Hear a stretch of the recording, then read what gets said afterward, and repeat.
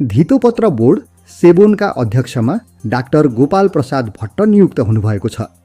अध्यक्षमा नियुक्त भएसँगै उहाँले तत्काल गर्नुपर्ने केही महत्त्वपूर्ण कार्यहरू छन्, जसको माग लगानीकर्ताहरूले लामो समयदेखि गर्दै आएका छन्। 1. म्युचुअल फन्डलाई आइपिओमा दिँदै आएको कोटा व्यवस्था अन्त्य गर्ने। 2.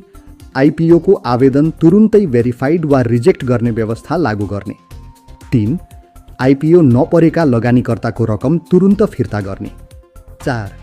आइपिओमा आवेदन गर्दा लाग्ने एएसबिए शुल्क आइपिओ परेमा मात्र कट्टा गर्ने।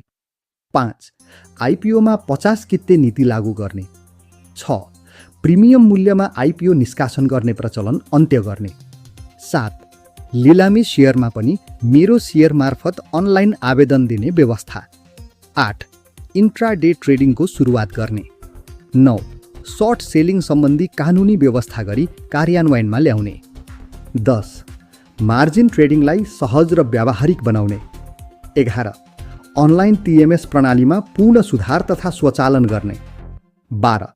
ब्रोकर कमिसन तथा अन्य शुल्कहरूको कटौती गर्ने। 13. वास्तविक क्षेत्रका नयाँ कम्पनीहरूलाई पुँजी बजारमा भित्र्याउने। 14. एनआरएन तथा वैदेशिक लगानीलाई व्यावहारिक रूपमा खुला गर्ने। 15.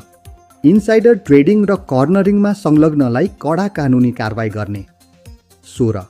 लगानीकर्ता शिक्षा तथा वित्तीय साक्षरता कोषको सही उपयोग गर्ने।